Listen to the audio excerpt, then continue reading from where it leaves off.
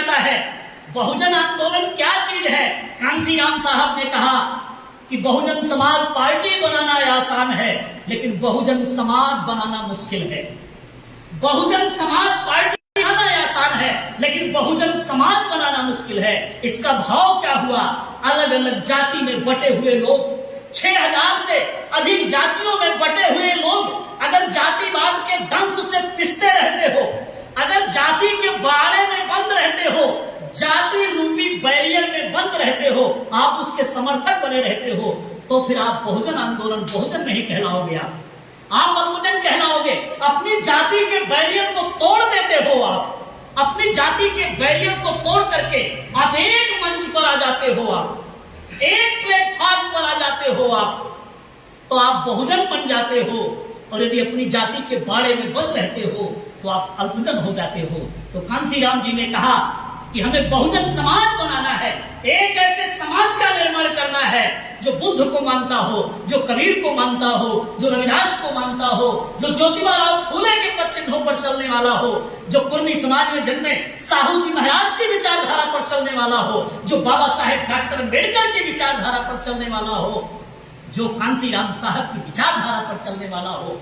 आज जो माननीय बहन कुमारी मायावती जी को अपना नेता मानता हो, उनकी विचारधारा पर चलने वाला हो, जो इसी झारखंड में जन्मे बिरसा मुंडा को मानने वाला हो, ऐसे प्लेटफॉर्म पर आप आ जाइए, इकट्ठे हो जाइए, ये बहुजन समाज कहलाएगा। ये कांसीराम साहब का आंदोलन था। अपनी जाति में बना रहे, उससे का क्रोधा नहीं हो जाएगा।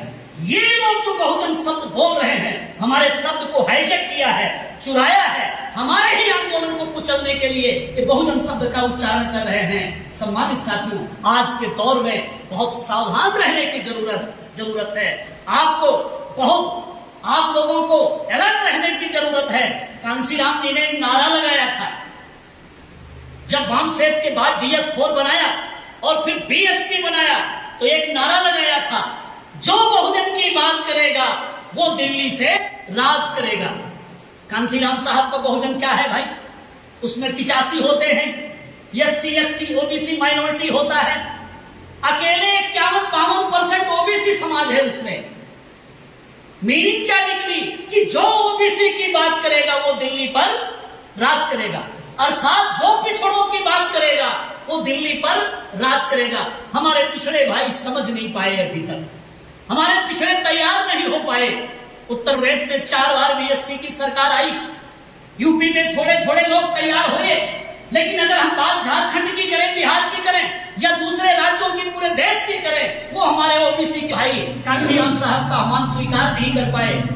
चुपके से सुन लिया मोहन भागवत ने, सुदर्शन महाराज ने सुन लिया, RSS ने सुन लिया, कांग्रेस और BJP वालों ने सुन लिया कि कांसीराम जी क्या कह रहे हैं। कांसीराम जी कह रहे हैं कि जो पिछड़ों की बात करेगा वो दिल्ली से राज करेगा। भाजपा के लोगों ने प्लानिंग किया कि हमारे जनरल कैटेगरी में से ही किसी आदमी को सेलेक्ट करके हमें उसे पिछड़ा बना देना चाहिए। मेरी बात को गौर करेंगे जिस तरफ मैं आपका इशारा कर रहा हूं। जनरल वर्ग में पैदा हुए श्री नरेंद्र मोदी को RSS के लोगों ने सुझाव दिया कि तू ही तगड़ा नेता है, तू ही मारकाट करवा सकता है, तू ही महान आदमी है, तुझे OBC का बना देते हैं। और जनरल कास्ट में घासी परिवार में गुजरात के पैदा हुए श्री नरेंद्र मोदी